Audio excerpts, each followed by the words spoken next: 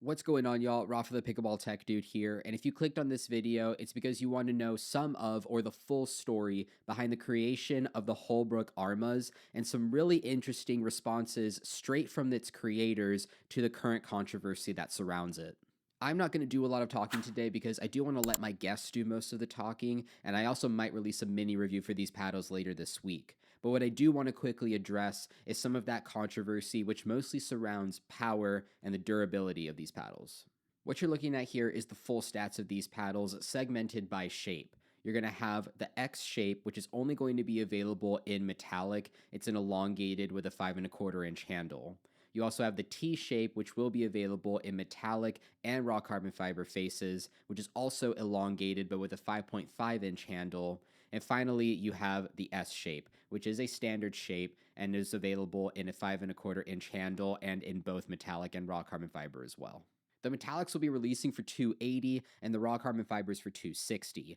Now, all paddles in all shapes and all faces are all live on Pickleball Central already, and you can use my link in the description to go get 15% off over there, or you can wait for the full drop on Holbrook's website, where you can also use my link in the description or use discount code RAFA at checkout to get 15%. And while I do want to say that I was not compensated financially or otherwise by Holbrook to conduct this interview, talk about the paddles in general, and especially release any videos, using my discount code does provide me a small kickback, which doesn't cost you anything, but does show that you value the channel and some of the work that I do. In my personal experience, initially hitting these paddles gets you an all-court leaning power level of power until you break them in, at which point they reach the highest levels of power that I thought were legally possible. For that reason, what I do want to state up front is that if you are under probably a 3-5 level of skill, I wouldn't even look at this paddle. I would also not recommend it if you do not like playing with power paddles, as this is definitely one of those where you can touch the ball and it flies from the baseline. I will say overall, I've really been enjoying these paddles. I, of course, am a power paddle lover, so that's a plus. I think that they have very forgiving sweet spots in comparison to a lot of what else is out there. And what they lack in plushness and dwell time on the face, even on the metallics, it makes up for an ability to feel the ball and how hard you're hitting it, which is very important with these paddles that already have really high levels of power input. You can also reset pretty easily from the midcourt, which is very surprising for a paddle that can hit this hard and is not something I've experienced on any other power paddle this year. All of that, of course, doesn't really matter if these paddles break and aren't durable, which is the next thing that I'll talk about. Here's my personal 2 cents. Every single fiber of my reviewer being and all my experience and everything that I've seen out there, just looking at the x-rays and the dissections and performing some of my own, tell me that these paddles should break in less than an hour, regardless of who is playing with them. You can tell that some of the core is partially compressed, and the dual density core itself is manufactured in 2 different pieces that are barely tethered together by anything at all. Here's my problem though. Based on my personal experience using these paddles for 10-15 hours on several different models, Aaron's experience, my pod co-host, using this paddle for 60 to 70 hours. He uses the raw carbon fiber T, and some of the anecdotes that you'll hear from the Holbrook guys today, these paddles are simply not breaking down. They do get loose glue, but that is completely different from a paddle actually breaking down. That's actually an issue that happens on way more paddles than you would think. So that leaves me in this sort of weird area of this shouldn't work. They look like they shouldn't work, but somehow they are working and they are staying intact. Absolutely no crunching whatsoever, and somehow are breaking in to an insane extent. My personal thought is that this has a lot to do with the carbon wrapped EVA huge foam perimeter in the sides, as well as the gap that you get between the dual density cores theoretically on ball striking. But to hear more about this, we have a really interesting explanation from the Holbrook guys themselves, and they do talk a lot about the durability testing that they've performed. So, instead of taking my word for it, let's hear straight from the horse's mouth. For sure. Let's make sure that we're recording here. All right, we definitely are. Cool. All right, everybody. Well, welcome to this week's episode of This Week in Pickleball. A little bit of a different format. We've got me on this side of the table and Aaron on that side of the table with some new friends of ours from Team Holbrook Pickleball. Guys, thanks so much for coming all the way out here. If you guys wouldn't mind, go ahead and introduce yourselves to my fellow pickleball techs, my following, and what y'all do for Holbrook. Way cool. Well, I'll start. So my name is Breygan. Last name is Holbrook. I'm the co-founder. I started it with my brother, Cason Holbrook, and I'm the CEO. So, but just glad to be here. Excited to talk about the ARMA, and it's always fun to be with you guys. So, and first time meeting Aaron, we kind of wanted him to be on Team Holbrook. That's why he's sitting on this side. And so if you can edit just some 4 dots on his shirt, that would be great. And we'll see. We'll see. They might not end up on his shirt. It might be go around. Well, yeah, it'll float around, but we'll make sure they're in that there. would be appreciative. Or we can just get him holding this paddle the whole time back there. There you go. There we go. This is Aaron, part of Team Holbrook. Aaron the Holbrook shill from today forward. Anyways, go for it. Yeah, I'm Connor Coleman.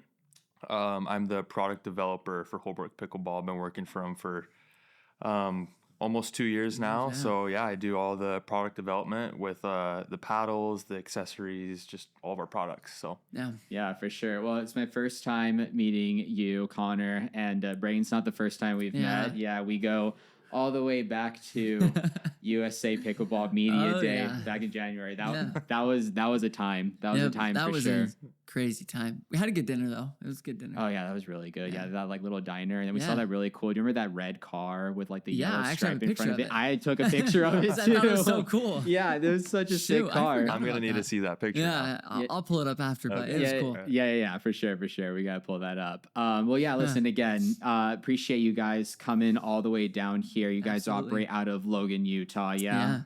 And let's go ahead. Definitely want to spend majority of the time on the ARMAs, of course, but this is my first time having you guys on the channel. Do want to dive a little bit into the brand story as well. So I'm sure you've told this 100 times, but for my audience, let us know essentially why you decided to get into pickleball, whether or not it was just something that like an industry that you saw potential in, or if there was something specific about pickleball that you guys were like, it needs to be this. Yeah, absolutely. I would say it's kind of a combination of things. So just for some background, I've loved business my entire life. I've thought it was just the concept of business has always excited me. And then product focused too. I love like a physical product. So just before we got into pickleball, my brother Cason and I had a lawn care company, and that's what we did all throughout high school. And we just mow all of our neighbors' lawns and just, earn money that way. Or in college, I owned a beverage catering company where we'd go to different events and cater different types of drinks. So it's big in Utah. Yeah. So anyways, loved business. My father also was successful in business. And so we kind of saw his path just kind of growing up. And I remember just thinking, oh, that's just so cool. Like building a team and having fun, succeeding, and, just seeing the growth, not only personally, but in the company and there's just the different people involved within the organization. So that's kind of beforehand. Fast forward into pickleball, I just started playing it, and especially back then, I was definitely not that good, but I just started playing and realized, man, this is so fun. I got to look more into this. Yeah. And so just started looking into it. I'll be honest, my very first thought was all paddles look ugly. That was my very first thought. That was like years ago. And so I was like, man, like we could create a really cool company, a really cool brand. And I wonder if we could really like fine tune the balance of having a really high performing paddle that pushes the limits on innovation in different ways, but also actually looks really cool. So even like some of our first paddles that we launched, they were just kind of more of, they were high quality paddles, especially at the time. But we kind of focused on some unique designs. But we knew that wasn't necessarily just our end goal. Yeah. So we kind of course it's evolved and gone from there. But so I'd say it's a mix of both, just falling in love with how fun the sport was, and then seeing, oh man, I love business, and I love when, like, it excites me when someone gets a product in their hand. It's like, wow, like this is unique. This is cool. Yeah. And experiencing that. And so seeing when others grab our paddles and players are playing with it and they get that wow factor, that's fun. That's fun for me. So For sure. No, it's kind of a similar story to how a lot of us got into pickleball, Sure. right? You kind of just pick up a paddle and just kind of start having fun Yeah. with it. And you just decide to take it a step further. It's like, dang, why Sure. don't I just start making stuff, right? sure. Yeah. Let's paint a picture a little bit for me. So we spoke about this a little bit before, but deciding to use the name Holbrook wasn't the first instinct. Shockingly, me and Aaron talked about this last week, but Yeah. Holbrook is easily top 5 white names I've ever heard in my lifetime. Is that a good thing or a bad thing? That's a great thing. Okay, That's a okay. very good thing. There's a lot of them out there, and this Sure. is definitely top 5. But Sure. the use of the name wasn't the first instinct, and I want to know, what were the other ideas, Yeah. and then what is the 4 dots? Why Yeah. did you settle on that as the logo? Yeah. So as far as the name goes, obviously we're family, Kaysen and I, but it definitely wasn't our first thought. We were kind of just playing around with a bunch of different names. And finally we just landed on, like, we couldn't find one that we loved. Finally we were just like, okay, I normally don't like it when people use their last names, because I almost feel like it's just I don't know, a cheap cop-out thing. I don't know. Yeah. But for us, we were just like, okay, Holbrook. How does that sound? Like, imagine that on a paddle, Holbrook. And we like say it like Holbrook. Okay, 2 syllables. We were kind of just like messing around with it. And we kind of were finally we were just like, I actually think our last name sounds really cool. Like it has a cool, like, strong tone, Holbrook. And so anyways, we were just like, you know what? We're brothers. We're doing it together. My father jumped on board for mentorship and help there. And so we're kind of like, man, let's roll with Holbrook. We think it's cool. And made the decision and went for it. So there's that. As far as the 4 dots, there were a lot of designs that we had seen earlier on that people just use, like, pickleballs as their, like, logo. We just thought, like, it looked kind of just weird and finicky and cheap. And we thought, how could we take, like, a modern, cool, clean, simple, but, like, iconic way to show pickleball. So we kind of were, like, messing around with one of the dots and kind of, like, started putting them together. And we're like, that 4 dot looks really cool. It's a kind of modern way to represent pickleball. We also kind of thought, it's symmetrical. We've also kind of, like, then as we kind of kept piecing it together, this is kind of, further down the road, but, like, you get your H, like, it's, I was wondering if that's what y'all were going for. It's kind of, anyways, there's ways to play with that. You make it work. We make, so that's kind of how it all tied together. And honestly, we get a lot of compliments. Kaysen was the one who really nailed down the logo. So kudos to him. But we get a lot of compliments on that. Like, a lot of people can see the 4 dots and they immediately recognize, oh, that's Holbrook. Yeah. Shout out Kaysen. Shout out Kaysen for that one. Yeah. And then, we've kind of furthered it on. Like, we have 4 core values in our company. Which are Put him on the spot. put me on the spot. We win as a team every day. We exist to add value.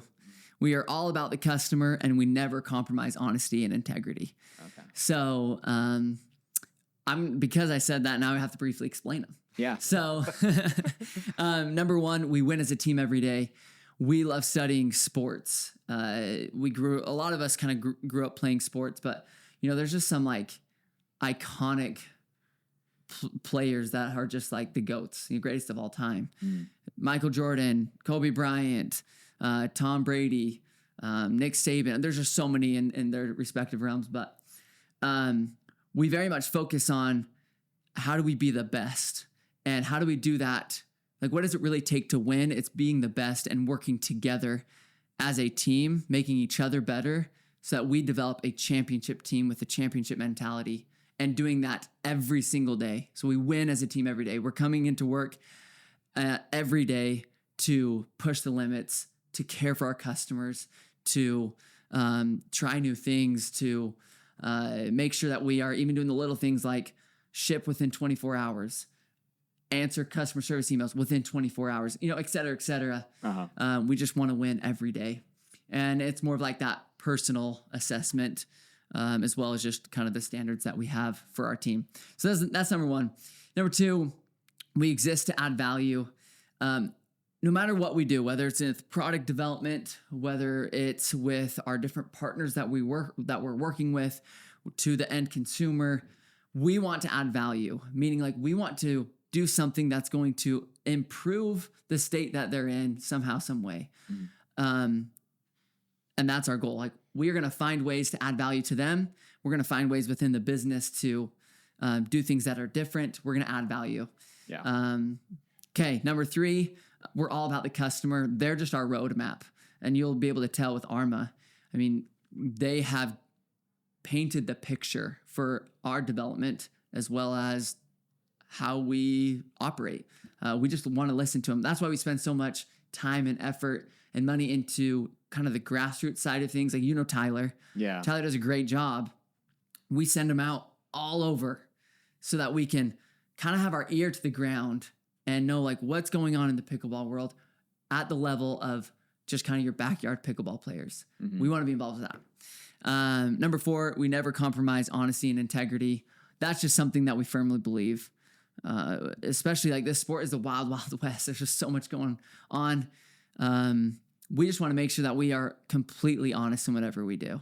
And that just reflects on us. I mean, that's our last name. Holbrook is our last name, that's on the paddles. We just believe that you're always better off by just being completely 100% honest.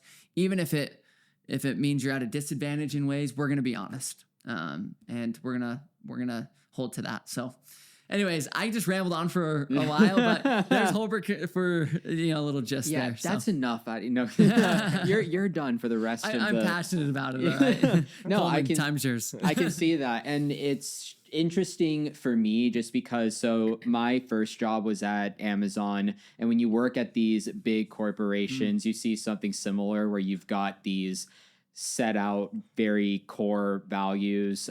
They call them the 9 leadership principles over there. And so I'm just, it piques my curiosity when, family run companies, smaller companies try to establish these values. What do you decide to pick and choose for your personal philosophy? So it's great. It's good to know. And I'm happy you elaborated there. Yeah. Thank you. But yeah, after that, let's go to you, Connor, for a sec here. So you mentioned that you've been working with Holbrook for a couple of years now.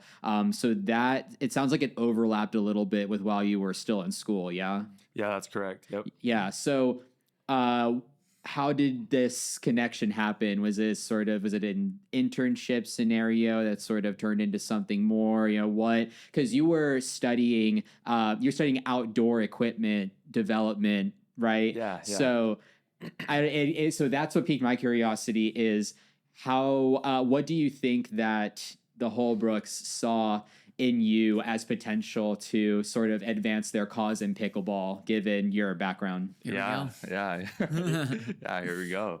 I went to Utah State University, studied outdoor product design and development. I minored in marketing. I like a lot of the business side of stuff, as well as bringing a product from concept all the way up to being on the market, right? Yeah. ARMA's my baby. I got to do that with the whole process, along with other cool products that we've done together. But yeah, I'd say I guess it was about a little over 2 years ago now, is when I officially got the job. But my connection with the Holbrooks goes back a little bit further than that, actually. I recognized Kaysen when I first kind of met the Holbrooks officially, because I had been in the same training center as him on our missions for our church. And that was actually in Peru. So I had seen Kaysen in Peru at the same facility, didn't actually personally know each other, but we made the connection when we met each other officially for the first time on campus up at Utah State. That's pretty nice. So we just connected. I talked to him for a little bit, explained to him what I was studying in school. And I think that conversation ended like, yeah, like let's get together sometime and design some paddles. So we exchanged contact information. And between then and like the next 12 months, I ran into Kaysen probably 2 or 3 times, just randomly, and would just like connect with him and chat and catch up just for a brief second. And then we'd part ways. And then I just saw a job listing. I don't even remember where, honestly, but they were looking for a product developer. Yeah. And so I got an interview. I went and chatted with Kaysen, Breygan, and Brody. Brody is their dad. And showed them my portfolio, all the projects that I had done in school and stuff like that. And they took a shot on me and hired me. And we've been able to do some pretty awesome stuff since. So Yeah, for sure. I mean, definitely, especially within the last couple of years. I'm not saying you were the catalyst, but I'm also not saying you weren't. We've been seeing some pretty cool stuff, especially since the 23-24 year, I think, is sort of. So that's where I kind of want to go to next. So you guys kind of, as a brand, kind of started in more recreational paddles, the type that you'd see at Dick's, Walmart, Target, etc. What made you guys take the leap into more professional, high-level performance paddles? I think when, the recreational paddles were never like our end goal. It was kind of the ability to launch, and we went to work on just to learn. And so definitely wasn't our end goal. We are very competitive, meaning, I mean, a lot of us came from sports backgrounds, so we love that competition. We love the thrill of providing players with the gear and equipment and paddles to compete at the highest level. So we knew like that's where we wanted to go. And that was just kind of the beginning, was kind of just some of those recreational ones. And then, to Coleman's credit, and this is what he didn't speak on, and I'm going to speak for him because he's being humble.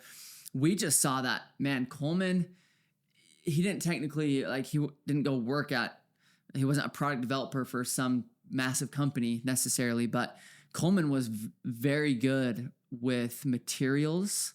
He just studies materials, so he understands materials. Also, he played a lot of sports and plays still the ball to bat or ball to paddle or ball to club sports, and he just studies that. And so as we just learned more about Coleman and as he continued to study, he just kept bringing things to our attention and kind of wowing us in a lot of ways that he knows what he's talking about. He knows certain things, and it was really cool to see. So perfect addition for where we had pictured ourselves going. Those were just kind of the initial paddles, but this has kind of been a vision all along for sure. Gotcha. Yeah. No, that makes sense. And it's funny. So Connor, your last name is Coleman. Remind me why you guys call him Coleman. There's like 3 Connors, maybe we're up to 4 or 5 or 6. No, I'm kidding. Looking to hire a few more. Yeah. We only hire Connors. No, I'm kidding. No, there's 3 Connors in the office, so you got to get creative. And Coleman's a cool last name too, actually. Does that rank in the top 5 for white names? No. No. There we go. We just got to bring the 4th. Well, yeah. The 4 more is complete. the more we progress in time, the more unique it becomes. There was a guy with the last name Coleman in my middle school that I hated. So that takes. I already got something against me. No. That takes out. You started at a disadvantage there already. You go. No. Yeah, Coleman. Sorry, that's who I'm referring to as Connor Coleman. Remember the name. No, we were talking about that off cam, and I just thought that was funny. No, for sure. So, pro paddles being the end game. I'm curious. So, let's look. I'm looking at the lineup in general. We're gonna get into specifics in ARMA in a moment, but no worries. Really enjoyed just my personal preferences. Really liked the Power Pro. Arrow was a little bit lower on my list. Sure. Do you guys tend to build your products in a way that is every single drop is better than the last one, or do you build it in a way where each paddle is sort of meant to do something else different, like they're sort of a complementary? Yeah. I'll let you take that one. Yeah, I think a little bit of both, honestly. Like, we want to make sure that we have the highest performing paddles that fit each level of play, if that makes sense. Yeah. But with that being said, we're also always striving to push the needle to come out with the best high level paddle that we can, which is exactly, I think, what we accomplished with ARMA. But we're not stopping there, right? We're always pushing the needle to, improve technology, improve durability, and stuff like that, all with like remembering we're solving issues for the consumer. That's what everything goes back to in product development, in my opinion. I think that's what makes a good product development team. What problems are you solving for the customer, for the consumer? Mm-hmm. Because then you're going to provide, a fix to that. You're going to fill a hole in the market. So that's what we're always striving to do. It's going back to we exist to add value. Like what he just said, if we're just launching a paddle to launch a paddle, there's no value there. But if we see a need that we can go and accomplish, therefore helping the level of play or of a pickleball player, then we're going to go forward with that.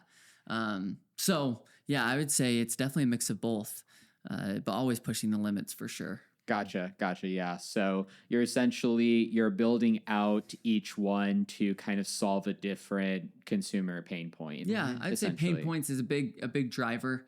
And then, of course, there's also, if we can when we find the better version of ARMA, then we can think, oh, okay, this is only a way to maximize more than what we've given the consumer. Mm-hmm. So I think they're just kind of balancing a lot of those for sure.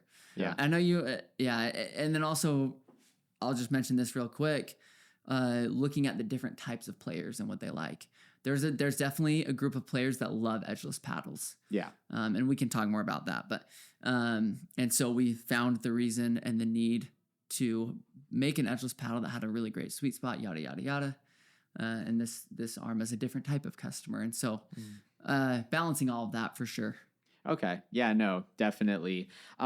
So that's actually a great segue because I kind of want to think about how we got to the ARMA. So the Pro Power in of itself, I think that was a great first. I think I told this to you and Tyler back in Baltimore that if I was on YouTube in 23, the Pro Power would have been my paddle of the year for that year. It was just, it was, and you mean you're talking about the Power Pro? The Power Pro. Yeah. Okay, gotcha. Apologies. No, you're fine. I'm not blowing smoke. That is probably the main paddle that I had people asking me about and switching from paddles like the JOOLA Hyperion at the time too. For sure. It was a great paddle. I really enjoyed it.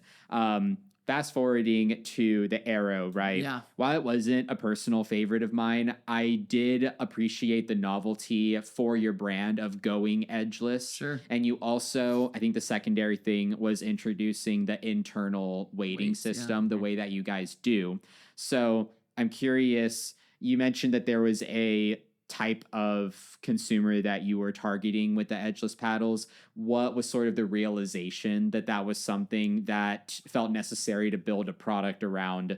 And then secondly, with the internal weighting, I think there are a lot of people that are willing to dismiss the way that you guys and others do it. Let's take Paddle Tech as another example with the fish weights that they do in their CXs as just like putting a Band-Aid over something that should be like a permanent structural fix. Sure. So what do you think edgeless paddle, and then what do you guys think were the advantages of doing this internal weighting the way that you've done it? Because you've continued it on the ARMA. Yeah. I'll start. He can get a little more technical probably. Sure. Here's what I'll say. So talking about the Arrow, going back to the customer, we had a lot of people ask, hey, are you going to launch an edgeless paddle? And of course we're like, well, why? And so through that type of research and our own research, there's a lot of benefits with an edgeless paddle. One of them being that and how we designed the Arrow. I'll talk more specifically. It's a little lightweight. It gives you the ability to maneuver it quickly so you have faster hands up at the kitchen. So that's the benefit of an edgeless paddle. The downside of an edgeless paddle is that most if not all edgeless paddles on the market just don't have a good sweet spot. You kind of hit it off center and the ball will kind of just die. And so that's where our whole mentality went to, is like, okay, wow, if we could create an edgeless paddle that was quick, easy to maneuver, gives you fast hands at the kitchen, lightweight, but also had a really great sweet spot, man, how cool would that be? And that's what we set out to do with Aero, which is why we developed that internal weighting system to give it more stability. Those weights in the corners of the paddle to give it more stability, to give it more structure. You could probably talk a little bit more if there's anything else you want to add. But yeah, I mean, again, just touching back on the need to solve a problem, right? There were edgeless paddles out there. We knew there was a market for people that liked edgeless paddles. How can we make it more stable? How can we grow that sweet spot? So that's when we went to work in, placing the weights in different areas and trying to optimize for the best weighting position for that stock paddle, right? Whenever we are adding internal weights or, making design changes to a paddle, we're always keeping in mind we want to try to create the best paddle so that people don't have to put weights on if they don't want to, right? We want it to perform as good as possible in stock form, basically, while also understanding a lot of higher level players are going to be putting weights on it however they want to for their preference, right? Right. So again, like I said, just going back to solving that problem. And one thing I want to touch on too is when we say we, are making these changes or we did this, we have an amazing team that we work with, right? It's not just me that's coming up with these ideas or Breygan or Kaysen. Like we've got marketing guys that are taking, who are listening to consumers, our customer service team, always getting input from our consumers, being on the phones with them all day long. Tyler Baldwin, I mean, Tyler, like Breygan said, he's always got his ear to the ground. He's doing grassroots stuff. He's talking to people and he always has great feedback. So it's such a collaborative effort. Yeah. And I just want to highlight that, but I digress. But that's why we, added the internal weights the way that we did. And I would say, having gone to visit our manufacturer, those weights are more permanent than I think meets the eye in just an X-ray. They're not just floating around in there. Yeah. They're pretty much embedded in the carbon fiber. So just some extra points there. Absolutely. Gotcha.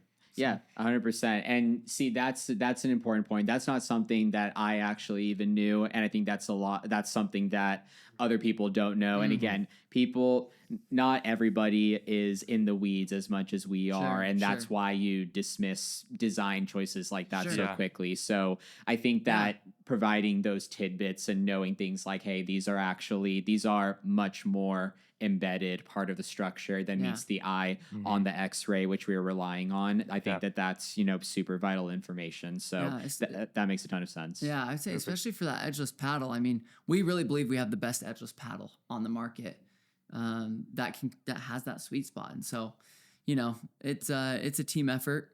I will also say, in all of our development, we'll probably talk about this later on, but it also involves our pro athletes. Yeah. We have a massive, awesome, just ambassador group that we are seeding early product to get feedback, to help with all things innovation. And so, anyways, it's a combination of internal and external. Yeah, I definitely want to touch on that later, because you guys have some really, really cool and really good ambassadors of the sport that you guys have as pros for you. So we're definitely going to talk about that.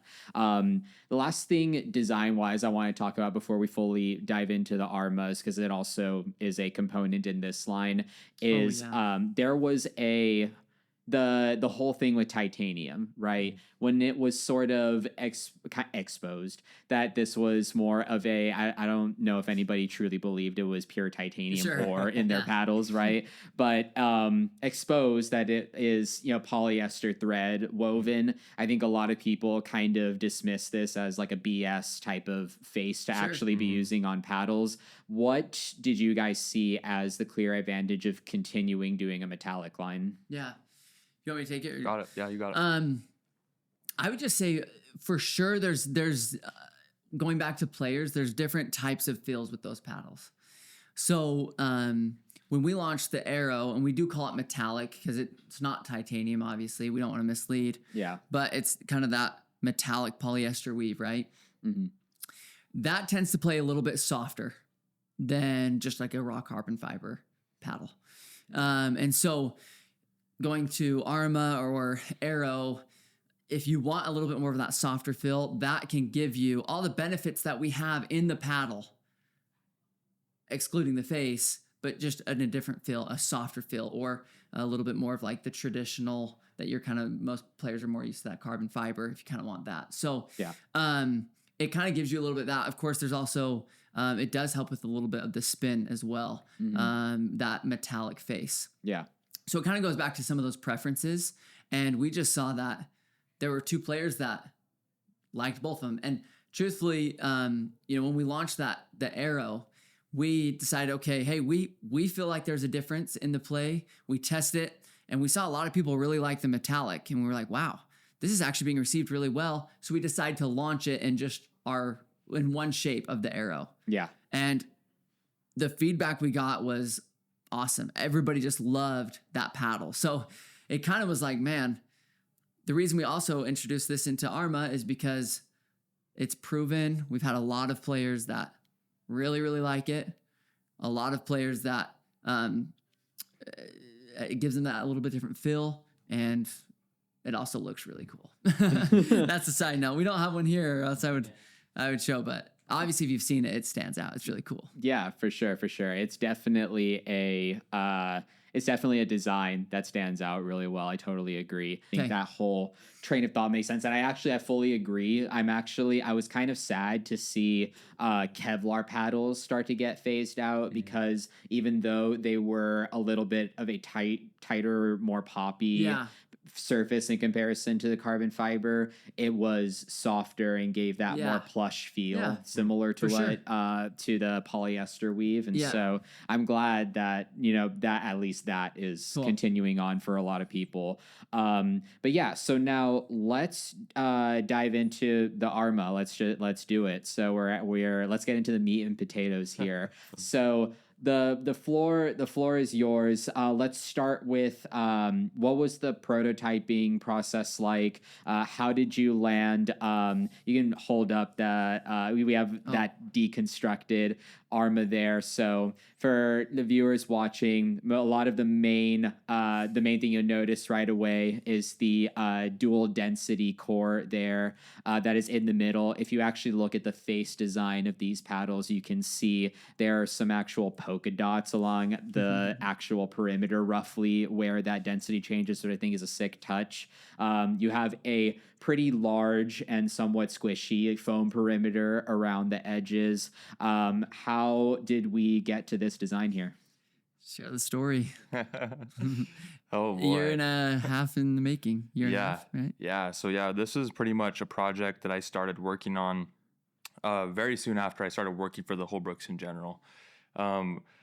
We basically said, all right, we got to figure out how to create a better paddle. And I was like, create a really good paddle. No way. That's what we told them. Create a really good paddle. Go to work. Yeah. It's like, I was the first product developer for the company, right? So that kind of falls on my plate, is trying to figure out, well, how can we, what can we create to take this company to the next level? So, like kind of Breygan touched on a little bit earlier, I have a background in a wide variety of athletics and different outdoor activities. And I was always the type growing up to, when that year's products came out, I was diving deep into the weeds of what materials are these made out of? How do they actually make this product? How is it going to react? What does the construction, what effect does the construction of this product have? And that goes for snow skis, mountain bikes, fishing poles, baseball gloves, baseball bats, seriously across the board, golf clubs.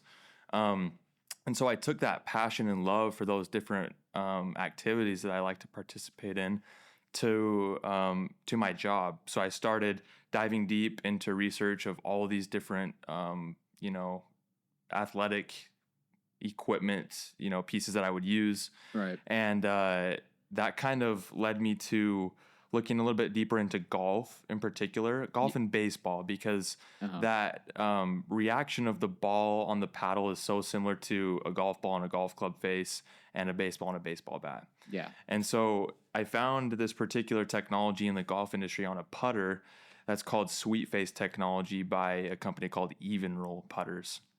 And to try to be clear and concise, basically what they did was on the putter face, they created this milled face design where outside of the sweet spot, there's more material that's coming in contact with the ball. And the closer to the sweet spot you get, the less material is coming into contact with the ball. Basically what this does is on off-centered hits, you're transferring more energy into the ball because there's more material making contact with the ball. And so they have videos of them placing the ball in different locations on the putter face, and that ball will end up in the exact same spot. And so I was like, wow, this is amazing. I ended up buying a putter, shout out Even Roll. And then I thought, how can I take this? Like, how can we as Holbrook Pickleball take this into pickleball paddle? So we kind of landed on that concept of, okay, something with more material, a denser object is going to transfer more energy into a ball. And when I was doing a lot of research in the pickleball industry, it was like, okay, here's this problem of the sweet spot is so limited on all paddles across the board, right? How can we make a sweet face where the whole entire face of the paddle is a sweet spot? Yeah. And so that's what we did. We took high density polypropylene and put that in the areas of the paddle where you're losing energy, right? When you hit on the dead spot of a pickleball paddle, what you're doing is you're losing a ton of energy that goes into that ball. Yeah. And so we're replacing that energy into the ball by using a higher density material in those areas where you're losing the energy on other paddles.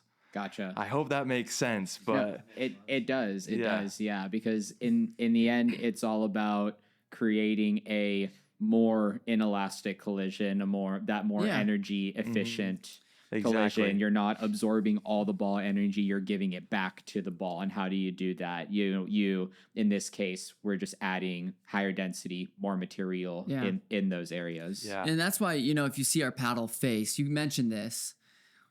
I mean, I can walk up to the camera, but I'll put it close up. There you go. All these dots that's what it's representing is our patent pending dual density core, where there's a higher density material up here. Yeah. So those that you're trying to dig out, or when you're reaching in the kitchen and you're kind of hitting that top face to kind of roll over, those types of maneuvers will normally you just kind of just dies off, doesn't have that same reaction. Yeah. This essentially, we're creating a paddle where there's just not miss hits. Yeah. It's hard. It's hard. It's hard. And, just off of me and Aaron's initial play testing session, I think you guys have actually gotten pretty close, which is really impressive. Thank you. Yeah, I think that, it's easily the widest sweet spot paddle that you guys have ever produced so far. The design is really sick. I think that's what stands out the most. So kudos to your whoever finalized that design. Shout out Cade. Shout out to Cade. I don't know you yet, Cade, but shout out to you. This paddle's sick. Okay. From a material side, because I'm learning a lot about like the whole thought process here. Do you think that kind of like the polypropylene is probably the approach that you find the consumer likes the most, or do you think that you would ever branch into that like Gen 4, potentially trying like a dual foam density core, something weird, Those are good thoughts. Yeah. I don't know how much I can share on the podcast. We will say we believe that polypropylene is not the end all be all for sure. We are testing a lot of different things and have things in the works that are going to be great materials to use. There we go. We're just getting started. We're just getting started, yes. Yeah. This concept, though, in a lot of testing that we had done and just feedback, even just we tested different cutouts of the polypropylene. We tested different ways to kind of put this together. We tested different amounts of foam. We tested so much. Like I said, we've been working on it for over a year and a half. So when we finally landed on this performed at the highest level that we got as far as just overall testing in the field, and then just our internal testing that we had been doing and watching the sweet spot and monitoring the power, et cetera, et cetera. And so, amazing construction, but we really just feel like it's the beginning for sure. And I mean, we can, if you want, I mean, we can dive a little bit deeper into what the R&D process looked like, what the testing looked like, what variables we were playing with, and kind of some of the specific aspects of this core, if you'd like. I don't know what other questions you have about the ARMA in general, but no, let's. Yeah. So I think let's take me on that journey, and then along the way, essentially, I think there are two areas that I think there already are concerns floating in the ether about. I think the number one is exactly at that perimeter where the density of the core changes. What essentially did you guys settle on in terms of how it's actually combined in the core? And do you feel like that, I'm sure you'll talk about it, but what durability tests did you guys do to, ensure that the paddles are, durable, right? And the second thing being that foam perimeter. I think that we've seen a lot of other companies try Gen 3 and get burned with paddles with similar or even less thick foam perimeters.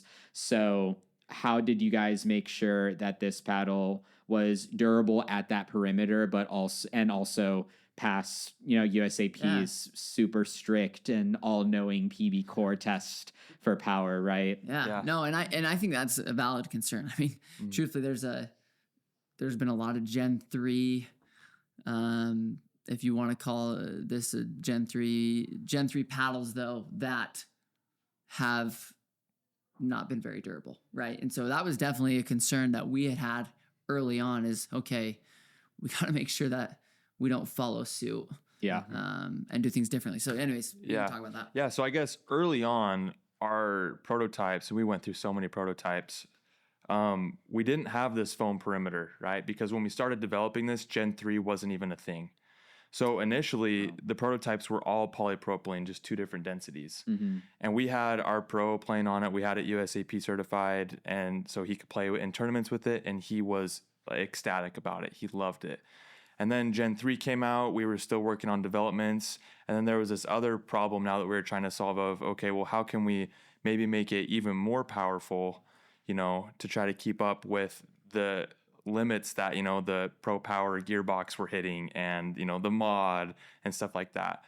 So that's when we set out to start working on putting foam around the perimeter, because we knew that was generating a lot of power. So I guess, we played around with different densities of polypropylene, higher density than what you're seeing here, lower density than what you're seeing here, all kinds of different combinations. We played around with different thicknesses of foam around the perimeter, everything from 0.25 inches all the way up to an inch thick foam perimeter around the paddle. And what we landed on was kind of just the perfect combination of everything. You can kind of tell that we tried all the different variables, and this is what we landed on. And something I think that's very unique about our design, and why we know that it's a more durable Gen 3 construction, is the way that we wrap the perimeter foam in carbon fiber. So what this actually does for the paddle, this is what goes in the mold actually when they that's actually what it looks like. I'm gonna take a picture of it and show it close up, but it looks like tape from far away. It looks like tape, but it's pre-preg carbon fiber. Sick. Okay. And what does that do for it? So when you put this in the mold, this foam is going to actually expand. Okay? And when it expands, it pushes, you can see the foam is like 360 degrees around this polypropylene. So when it expands, it puts 360 degrees of pressure on that polypropylene, really holding it super tight and firm in there. Gotcha. And then that carbon fiber cures in that expanded form. So it holds everything really, really tight and firm inside of the paddle. Gotcha. Now, other Gen 3 paddles, I've seen this on dissection videos from a lot of different influencers. They cut open the paddles and they see that the foam has expanded, but then it retracts when it cures, right? Yes. This paddle doesn't do that. It maintains that durability of the foam on the interior because the carbon fiber is holding, like it cures in that expanded form, like I said. Really holds everything tight, really durable. That's why when you hit it, it feels just like I can't remember if you said a gunshot or like a Yeah, that's the best way to describe rocket, it. yeah. Right. So that kind of speaks a little bit to the durability. It's not really touching on any tests that we've done. Yeah. But that kind of gives you an idea of kind of the progression that we went in actually developing the paddle. Yeah, 100%. And that's super smart because you do definitely see this on we talked about the Adidas paddles recently, having that issue where similar idea-ish, right? They have these ribs of foam that expand within carbon fiber tubes, but then you quickly see what happens when you don't understand how foam expands, which is that they got those little squiggly undulations, right? Because that foam is expanding into the perimeter and crushing. Yep. Versus here, like you mentioned, if you encapsulate that foam, you account for the fact that it's going to expand already. And then if you get your temperatures right and have it cure in that form, then you can see that there, is a solution to a problem like that. Yeah, so exactly. I can definitely appreciate that R&D process. So then that explains a lot. Let's talk about let's talk a little bit more specifically about how you settled on the actual perimeter itself. Is it manufactured in two different pieces and then the expanded perimeter just pushes them close together? And then once we get past that, you were mentioning some of the tests, let's go a little bit over that. What type of like durability tests have you guys been engaging in, I guess? Yeah, absolutely.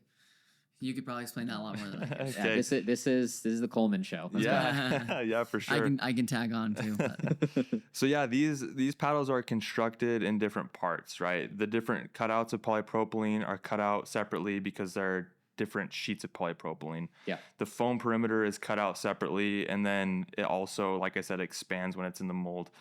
This isn't the best example. This has gone through a lot of shipping and stuff, and it's like kind of like loose. Yeah, it's falling apart. But when we were over visiting our factory and working on developing this product, everything is actually, when they assemble it and put it together, it's really clean, it's really tight, and then it goes straight into the mold. Mm-hmm. So this is basically what they put into the mold. Yeah. Like I said, it's a little bit tighter and it looks a little bit more put together. Yeah. And then when it expands, everything adheres together. One thing to note as well is that when this goes into the mold, they're putting carbon fiber sheets and then a whole entire sheet of basically glue. It's like resin in between the carbon fiber and this. So not only are you getting adherence, with everything pressing together this way, but you're also getting the adherence of the face sheet that's holding everything together on the top as well, if that makes sense. Yeah. And that's across the board for pickleball paddles, right? You got to have glue to hold the face onto the actual polypropylene on the core. Gotcha. So yeah, that's kind of the production, how that goes. Yeah. I would say just because we've been working on this concept for a year and a half and hearing horror stories, but we went through a bunch of iterations. Yeah. And that also required trips to our factory, and getting them in our pros' hands. And then, okay, not everyone's a pro. Let's get them out and seed it to our ambassadors and getting them to just put in a bunch of hours. So maybe that's one of our tests, right? Yeah. One test is just like getting it in the field and getting it in the hands of players that will just beat it up, including our pros. I mean, Martin's going to just destroy this thing. Martin, Same with... Martin put over, I think, 90 hours on his first ARMA and never had like any we problems. x-rayed before we sent it out to Martin. He's played with it for 90 hours now. At least, yeah. It's more now, but at that time, I guess, when we x-rayed it again, and the core hadn't been compromised, there was no core crushing. It held up. So, obviously like that was like, okay, that's great. That's another touch point. And then, you do it with like a bunch of others of our ambassadors, and then Tammy's playing on it. Right. And then Allison Harris is playing on it. Another one of our pros. So anyways, you kind of like, that's more of the infield, just like hours playability tests that we do. Yeah. And then, you can talk about maybe some of the other tests we've done. Yeah. Then we've also had our manufacturer running tests. So what that looks like is they will run a PB core test on it. Then they'll put it in their, it's not like a PB core. I'm sure you've seen videos of it. It's like this durability cage, it's like a cage, cannon. and they'll launch a ball at it. Every 10 seconds, they'll launch a ball at, I think, 100 kilometers per hour. And then they'll do the PB core test on it again. And our results have shown that PB core testing is still in spec, and it increases slightly, but just ever so slightly, right? If we've designed this to try to be as close to the PB core limits as possible out of the box. And so we don't have a lot of room to play with, to still meet that standard. Yeah, exactly. So Exactly. Yeah. So that's how we've designed it. And the hope is, Yeah, we designed it to be as durable as possible. Right. Yeah. And that's so like, obviously the other thing too, there's no secret. There's a cut right in the polypropylene. Yeah. Right. So let's go, talking about that for a second, and you can expand. But we're putting those pieces together. And I mean, if you were to x-ray it or just look at it, it's based off just the pure looks. It doesn't look the prettiest. I'm the first to say, we get it. We understand it. Somebody had to say it. Yeah, it does not look the prettiest. We understand that. We've looked at him and like, oh man, I hope that doesn't, cause this, and this. That was earlier on. But then after just doing these play testings, durability testing at our manufacturer, at our factory, doing that constantly. Doing in-house durability testing, which is very similar, where we're using x-rays and we're just... Yeah, same test, but we take an x-ray before and after, not doing the PB core before and after. We leave the PB core up to our factory, but we're doing x-rays before and after to make sure the internals are all looking good. So that's what we're doing. So watching in-house. core crushing, we're watching delamination, we're looking to see if anything just is off, and if something was compromised in those things. So anyways, what I'm getting at, we obviously know it's not the prettiest when you're looking at it. But just after all the durability testing, we just all of a sudden, we feel more and more confident. And now all of a sudden we're like, okay, Martin's been playing on this for a while. We now feel even more confident. And confident enough where we've been like, hey, this is our last name. Like our last name is literally on the paddle. Yeah. So it's like our reputation's on the line, We feel confident that we have developed a paddle that performs at a very, very high level. Yeah.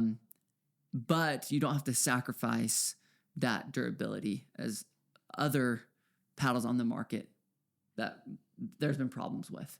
Just because of the durability testing that we have been doing, we feel very confident in that way. Yeah. Yeah. That's good. No, that's good. Yeah. It's good to be self-aware in that way, because obviously the images are already swirling with the x-rays of the cells. I've gotten DMs that are like, hey, does the core cells look unhealthy to you? Yeah. And I'm like, well, if you look at the perimeter of any of these paddles that are created with a foam perimeter, the cells aren't cut perfectly. They all the time, cells look like that all the time. Yeah. But the fact that you guys knew that ahead of time, were apprehensive about it, and yet have done the necessary tests to ensure that it's still quite durable, I think is super promising. So I'm curious. I think we've done a really good job sort of rounding out how you guys, came to the product, how you've tested it, why you guys think it's the best. I'm curious. The power level is very high. That it is a very, very high power paddle. Sure. Was it the intention to make a super powerful paddle before? And then as a follow-up to that, I've had my own back and forth internally. Paddles that I think paddles that I've said are too powerful versus powerful paddles that I enjoy playing with. And so in the end, I've realized it sort of all boils down to personal philosophy of, do you think that power paddles are the future of the sport, that they're good for the game? So I'm curious what that looks like for you guys. Did you intend to make this a power paddle as powerful as it is? And then do you think that that is inherently good for the sport? Yeah. Do you want to talk about that first part of the question? Sure. Yeah. I mean, we definitely designed this to be a power paddle, right? Yeah. We designed it to be a power paddle, and we designed it to be a power paddle no matter where you hit it on the face of the paddle. Yeah. So that's a yes to that question, right? We, our professional athletes wanted something that was more powerful. The market was wanting something that was more powerful. So we set out to, solve those two problems. We needed a powerful paddle, more powerful than the Power Pro and the Arrow. And then we also wanted it to be powerful across the face. Yeah. Yeah, and kind of going along with that, I'd actually be curious to hear some of your thoughts as you've been playing with it, and then I want to answer that personal question about power versus. But I'm just curious if I could ask, just what did you guys feel when you were playing? Obviously, you said the power. Yeah. Any other thoughts or feelings when you played with it? How long did you play with it? We played with it for like about an hour, and then I took out another maul and played for like another 2 or 3 hours. Okay, so you after got a few hours on it. Yeah. What were your overall thoughts? What did you feel when playing with it? And it's not going to hurt our feelings, but I'm just more curious. And then I'll touch on that. So anyways. Yeah, I think for me, the first thing that I noticed off the bat is I think the sound does change a little bit in the beginning, which I had associated with Breygan, but it is kind of tough to gauge that, or it's tough to say that because it happened over the span of 20 minutes. So was it Breygan? Yes, but kind of weird scenario because Breygan typically takes like hours and hours and hours, and this was super quick. I think that in terms of, I'm going to say, talk about it in terms of constructing a point. From the baseline, you kind of touch the ball and it goes. Serves, same deal. Extremely hard serves would be difficult for a lot of intermediate players to return.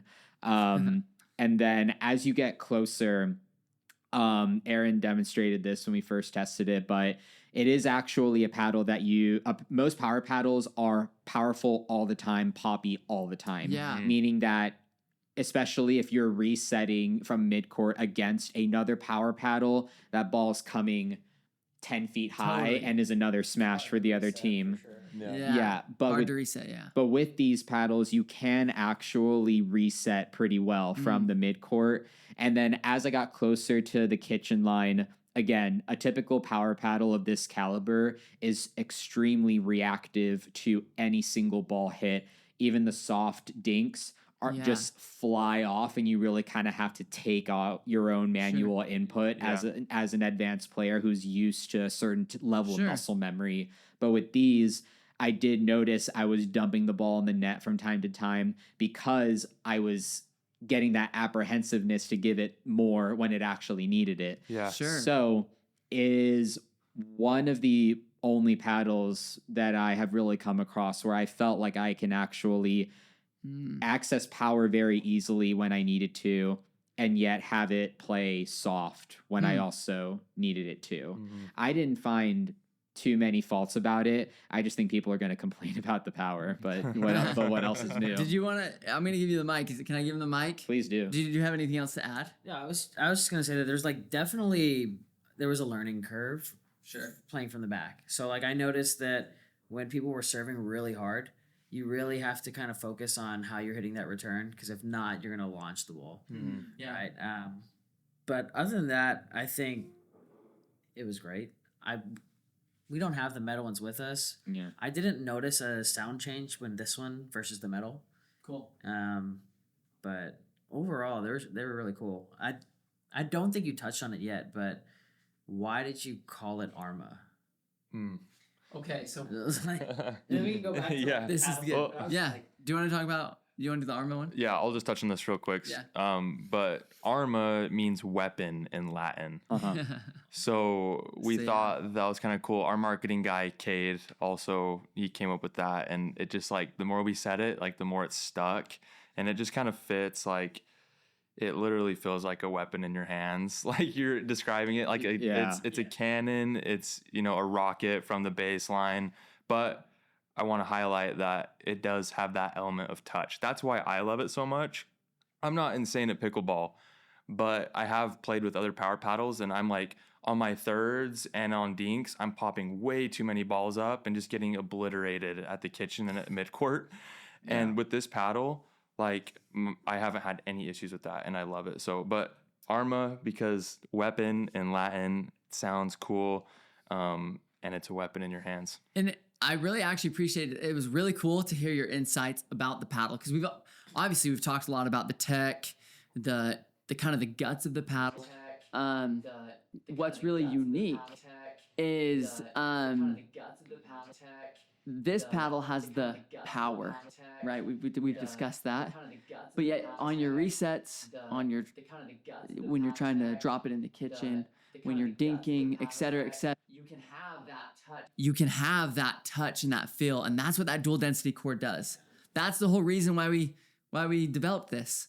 And what's cool is you guys actually you explained it probably better than I could have, but it's just cool. Like you get the power, you get the touch and soft when you need it. And so we're trying to maximize all of that. If you think of maximizing the power while also maximizing the precision and touch. A lot of companies say in their marketing, ultimate power, ultimate control, et cetera, et cetera. Perfect combination. Perfect combination. Yeah. Exactly. Yeah. You know, and I get what they're trying to do. This technology is actually doing that. Yeah. Where you get that power, but you also get so much touch and precision that you get when normally other power paddles, that's launching off the paddle, you know. No one thought it was possible. Yeah. So that's the whole, you know, if you talk about the playability and the feel, that's the whole concept and the idea that we had in creating this is you actually get both. So yeah, for sure. And, you know, in the end, like I mentioned before, I think it's actually one of the better paddles, getting very, very close to achieving that. I think certain players will still find it mostly just lower, less experienced players are going to find it difficult to manage this level of power. Sure. But at the same time, you know, it's a performance paddle, and part of becoming a better player is learning how to manage the power level. Yeah, exactly. So now that's really awesome. I'm a little bit curious now as we sort of wrap up this story around the ARMA. You're kind of mentioning in bits and pieces how the pros kind of play a factor during the actual just play testing of prototypes and things like that. Yeah. How valuable has their insight been as you were on this journey with the ARMA? Crucial. I mean, they are doing things that most pickleball players can't. So yeah, I would say it's so crucial for us. We value their feedback because they're playing at the highest level. So yeah, that you obviously are kind of more in the thick of that, but any other thoughts? Yeah, I mean, they play an integral part in our testing. I mean, as far as the ARMA is concerned, I mean, we were getting prototypes in, you know, Martin and Tammy's hands very early on. Yeah. And we were getting qualitative and quantitative feedback from them on, you know, the prototypes that we were sending them. So in a sense, they kind of helped us dial in our concepts for that high level player, right? We also took into account, you know, other players like our ambassadors and other high level players that we collaborate with. But I'd say our professional athletes, they played a huge role in what we did. Yeah, it's the professional athletes is one element, and then getting other types of players that are at different levels and kind of combining that for sure. Yeah, that's awesome. Yeah, because it's really easy. And side question here, the Emriches, they were the first pros that you guys signed, yes? Yeah. Like technically. Yeah. So was that a conversation? Did you approach them or did they approach you? You know, what I love about our pros, I'll say Martin and Tammy Emrich and Allison Harris, so much of it just happened organically. Like, it wasn't, hey, you need to be a part of Team Holbrook, or them coming and saying, hey, I want to be part of the brand. Like, of course, it kind of, you do that, but we had just met them at a tournament and got connected, and it felt very organic, very natural. And the more we got to know them as people, like, we love our pros. They're so friendly. They're so awesome. They're so nice. That also their values and like who they are as people, like their character, very much align with our brand and who we are. And so much just came into place that we feel very fortunate that we got the pros that we got. Not only are they amazing players, but more importantly, they're amazing people. And they feel like, because we feel like they are a part of, like, they are our team. We rely on them for so many things, as they do for us. And so we feel like that they're Team Holbrook. It's Holbrook, you know, their last name's Holbrook. And they've got a hotline to us too. I mean, Martin just called me the other day talking about some stuff. So, I mean, we're taking direct feedback from our pros constantly and just trying to make sure that our paddles are playing at the highest level. Yeah, we feel so fortunate. So much of, I mean, just this is a little side thing, but who you surround yourself with. I mean, business is as hard as it is, and you know, you can get on a long journey, but who you surround yourself with makes all the difference. And like, we feel honored to have them part of Team Holbrook. So, anyways, little plug for them. Yeah, for sure. No, Tammy and Martin, I haven't had the chance to meet them in person yet, but they are definitely, like, the way that a player carries themselves on the court communicates through the screen a lot. And they're just like, they're out of the headlines. Nobody really talks about them. Nobody has beef with them. They don't have beef with anybody. Like, not that that's a bad thing. I think potentially controversial, but I think beef is good for the sport. But like, they get by without being in the headlines and are just like solid head down players. They're just great. Yeah, like, they're great people. Obviously they have Gabby, their little daughter. Yeah. They always travel together. You know, they're obviously a couple and a family, and it's really cool. But they're just great people. They're nice to everyone. I don't think I've ever heard one bad thing about Martin and Tammy. I could also say the exact same thing about Allison Harris. Same thing. Yeah. No one can. We were with her, you know, building pickleball last week. She's just like the kindest, like making sure that, like, we're doing okay. I'm like, Allison, you're so nice. Like, and actually, shout out to her. She just got gold. First time using ARMA, actually, but she got gold out in New York, which is way cool. I thought it was so funny because whoever runs your Instagram social media chose yesterday to post a video about how Allison handles really big defeats. Yeah. And I was like, this is so funny because she just won. Yeah, no, she...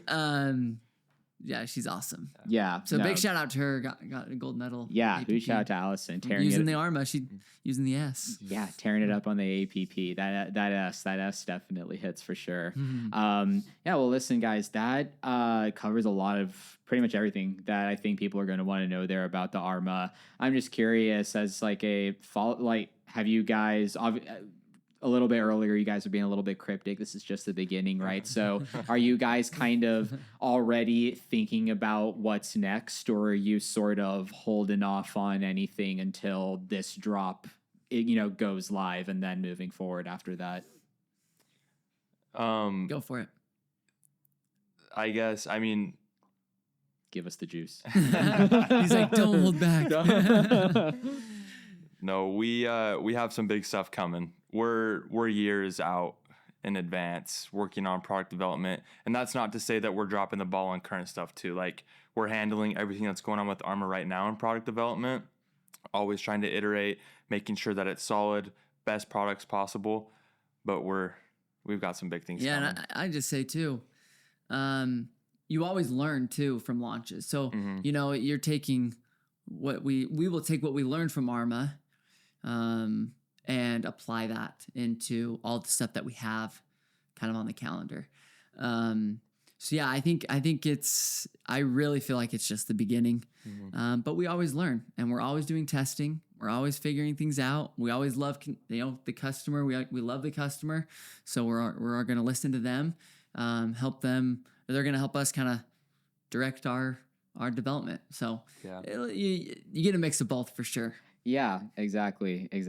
No, that makes a ton of sense. And yeah, I think that puts a nice little bow there on what we've got coming here with ARMA. I'm excited for you guys, definitely. Thank you. Looking forward to talking about these more and more as I continue to hit them. Awesome. So just wanted to wrap up here. I dug in the weeds a little bit, find some more personal facts about you guys. I kind of want to humanize you guys a little bit more here, guys. We are real people. Yeah. So for anybody who doesn't know, I mean, Breygan, you mentioned that sports is kind of like a big background for the both of you and for several people in the company. Sure. I looked it up. So Breygan, I know that you played high school basketball. You were a point guard and a shooting guard. Wow. Just some of your stats. Your senior year, you played 24 games, scored 163 points on 44% shooting. NBA average for 2024 is 46% for anybody who's counting. Why did I go to the league?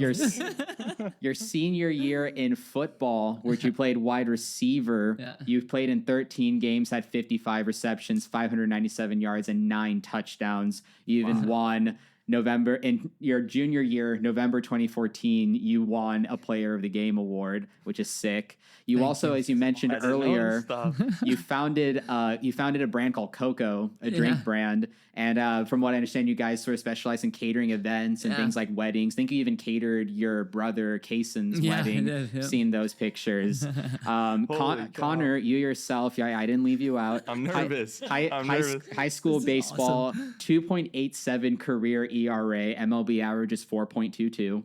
In your career, you had 80.2 innings pitched and 77 strikeouts. And just batting wise in your senior year, 26 games with a 391 average, which is nuts.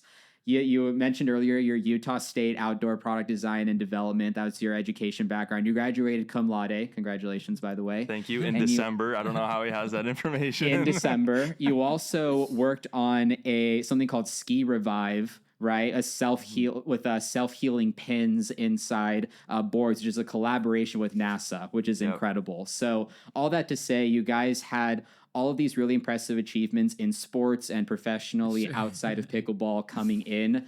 What I want to hear from both of you individually, just to wrap us up here. What do you guys think that having that sports background and also having this, what you experience entrepreneurially really helps you be the best at your role at Holbrook? Yeah. Go for it. No, you got it. You start. You start. I'm so thrown back. I might need you to repeat that question. He's like, man, my batting average, I was 0.39. 391, man. That's pretty nuts.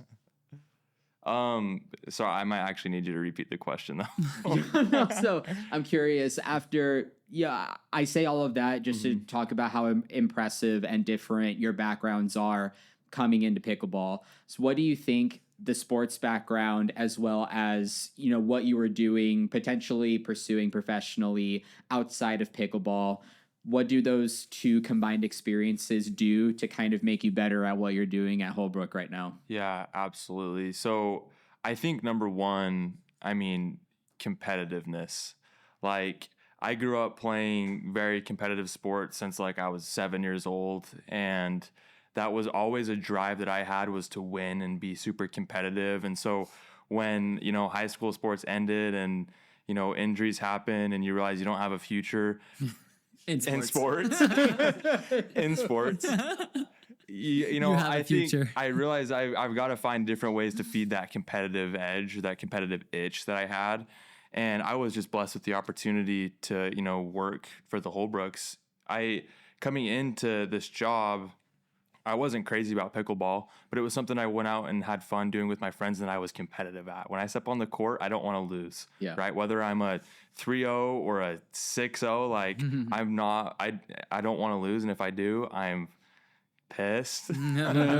So I think that helped me coming in, to this job with the Holbrooks. It's the same way for me in business, right? Like, as much as I think it's cool to see other companies progress and, come out with cool products, when I see that, it also kind of lights a fire within me. Like, I got to work that much harder to make sure that whatever I'm working on right now is bigger and better than that. And I'm not going to stop until I win and these other people lose. As bad as that sounds, there's only one winner, right? But yeah. So, I mean, I think a lot of it comes down to that competitive itch. And then also just my love for equipment. And I was always tied to all of the equipment I used and the different gear and the products that I would interact with. That's why I went and studied what I did at college, is because I love all these activities so much. And I have such a deep interest in how these products I use connect me to the actual thing that I'm participating in. So pickleball is awesome. I love it. And the paddle is what connects you to the sport, right? The more, the better experience you have with your paddle, the better experience you're going to have playing the sport. So I hope that answers your question. It definitely does. Good answer. Yeah, that was great. Give it up for Coleman. I mean, man. You got to follow that. I know. How do I follow that? I will just say that I feel first of all, just very grateful for where Holbrook is at, where I'm at. I mean, it's so cool to connect with the community, people like you guys, and what you are doing for the sport is honestly, it's an honor to be here. For sure. And same thing with some of the others that we've been connected with. I'll also say, in starting this brand, like, how cool is it that we're meeting people all over the US, actually now all over the world, and we're developing like genuine relationships and connections like with people that just love the sport. Like, and I know, a lot of people talk about that. That to me is so cool. That we get to have a piece in doing this with amazing people in a sport that we all love, in an industry that's so fun. Yeah. And that's very, competitive but yet, there's still just a lot of fun to it, excitement and joy in the sport. So I also say just another thing, I'm also so grateful to do it. Kaysen and I started it together. We have different strengths and we work really well together. That's a cool thing that we're doing this. And not only that, just our team, we kind of touched on this a little bit, you did, but we feel so fortunate to have the team that we have. Like, it's so cool to see people like Coleman and our team just fall in love with the sport, but with that mentality of just being your best self. Like, how can you genuinely be the best, and how do you hold yourself to that standard? And when you go and succeed, like, how cool is it when you go and you accomplish something and then you're like, wow, like, look back, look what we just did. But we did that, and we did that as a team, and we did that together. How awesome is that? Now let's go get the next thing. That fulfillment is really cool, internally and externally. So I would just say that we are here to build a championship team. And I kind of just explained that a little bit, but from anyone that associates with us in any sort of way, whether you're literally on our team, employed by us, or you have a paddle, or you're giving our paddle a shot, or whatever, like, we just want you to feel that you're a part of that championship team, that you're continually progressing, that you feel that fulfillment. You feel like you're pushing the limits, and you're going and accomplishing things that you wouldn't have been able to do otherwise. And that's kind of a goal for us, and that excites us. And so I just say, I don't know if that necessarily answered your question fully, but I feel like that's just kind of the mentality that I've had my whole life, whether within sports, with family, with, other amazing people around me. my father, who was has had a great career and has just taught me those sound principles of just trying to become the best, have fun with people around you, and build everyone else up around you, and go be that leader to help everyone succeed. And that's our goal. We want to build that championship team inside and out. Yeah, that's awesome. Well, listen, Breygan, it was an honor to have you, both of you guys, Coleman, you as Thank well. you. Thanks so much again. You guys traveled hundreds of miles over here to do this. You guys can't underestimate. They got in here late last night just to do this. Before here. you close, can I say one thing? Please do. I honestly just want to say, because I was thinking about this earlier, just congrats on the success that you guys have had. Thank you. I don't know. Sometimes you kind of just get busy and it's go, go, go. And you never take a second to like look back and see, wow, look what we accomplished, or in that short amount of time, look what's happened, and look what we've been, fortunate to have. I just take a minute, and I just think it's pretty cool. I mean, when we had dinner, man, when was that? January. Was it January? Okay, Yeah. I can't remember if it was the end of last year or beginning, but Yeah. I mean, even since then, the growth that you've had, pretty cool. Yeah. And so kudos to you. And I know I just met you, Aaron, but Just along for the ride. along for the ride. But Gonna hit pickleball paddle. but hey, but it's just cool. Thanks for all that you do for the sport and growing the sport, and for just helping people learn more. And it's just cool. It's cool what you've done in a short amount of time. So congrats on that. Really sweet. Thanks, guys. I really appreciate that. Yeah. Hey, well, listen, that was awesome. I really, really appreciate you guys opening up here just about willing to get a lot more into the nitty gritty than a lot of other people are, and willing to take the heat, take the criticism, and roll with that as well. It's also not something that a lot of people can do.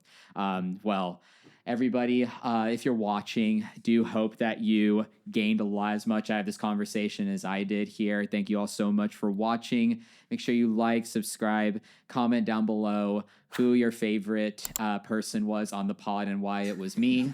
Aaron. He's part of the team now, though.